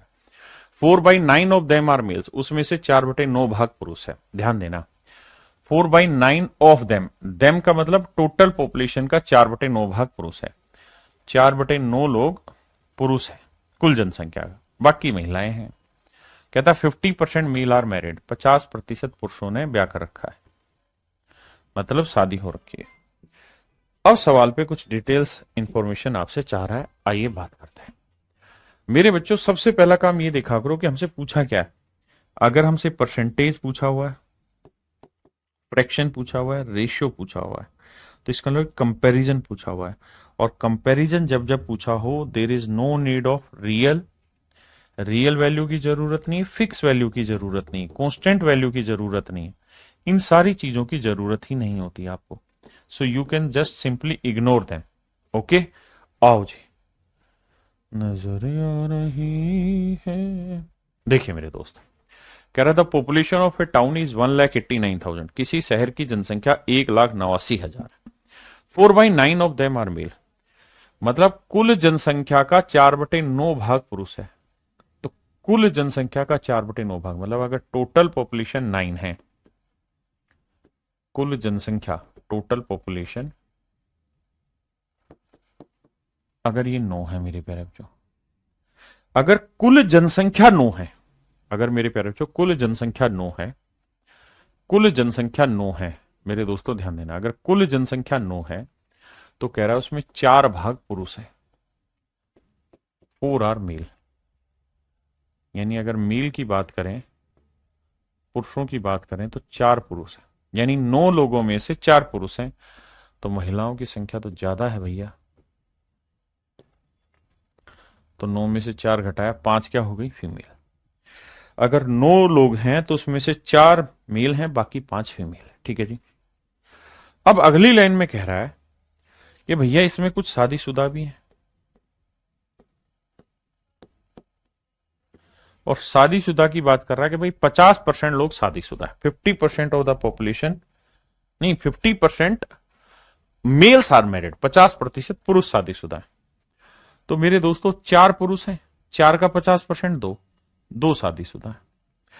अब मेरे बच्चों बात हो रही है एक शहर की, एक शहर की, तो तय है कि उस शहर में जो 2 पुरुष शादीशुदा हैं उनकी औरतें भी तो होंगी और वो उसी शहर में रह रही होंगी। ऐसा थोड़ी है कि 2 आदमियों की शादी हुई, औरतें कहीं और होगी दूसरे शहर में, नहीं। मानना यही होगा कि सर अगर 2 पुरुष शादीशुदा हैं तो ये हुए होंगे किससे भैया, 2 महिलाओं से। यानी महिलाओं में 2 ही महिलाएं शादीशुदा हैं, यानी 5 में 2 महिलाएं शादीशुदा है। ये अर्थ मेरे प्यारे बच्चों हमें इसका निकालना पड़ेगा, वरना बात नहीं बनेगी। अब पहला सवाल लेते हैं। पहले सवाल में क्या कह रहा है भैया, कह रहा प्रतिशत विवाहित जनसंख्या ज्ञात करें, मतलब जनसंख्या में विवाहित कितना परसेंट है बताइए। तो जनसंख्या कितनी लिए भैया हम, 9, और इसमें मैरिड कितने हैं, 2 तो पुरुष शादीशुदा हैं साहब, और 2 हैं जी महिलाएं शादीशुदा। तो टोटल कितने शादीशुदा हो गए जी, 4। तो कह रहा है जी कितना परसेंटेज हो गया ये, क्योंकि जनसंख्या में शादीशुदा कितने हुए, 4/9। समझ रहे हैं ना। तो यह आया 44 सही 4/9%। पहला आंसर तो ये। दूसरा, अगली लाइन में पूछ रहा है कि प्रतिशत विवाहित महिला ज्ञात करो, मतलब महिलाओं में विवाहित कितना परसेंट है, महिलाओं में विवाहित कितना परसेंट है। तो महिलाएं कितनी थी भैया, 5, और इसमें विवाहित कितने हैं, 2। तो कह रहा है जी परसेंटेज निकाल के बताओ। तो मेरे दोस्तों 1/5 हुआ 20, 2/5 हुआ 40%। ये मेरा आंसर हो। तो प्रतिशत महिलाएं जो शादीशुदा हो 40। ध्यान देना, यहां महिलाओं में विवाहित परसेंटेज पूछा था या जनसंख्या में विवाहित परसेंटेज पूछा था।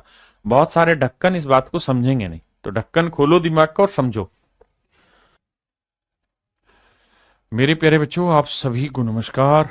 आज के लिए इतना ही, बाकी कल मिलते। Thank you.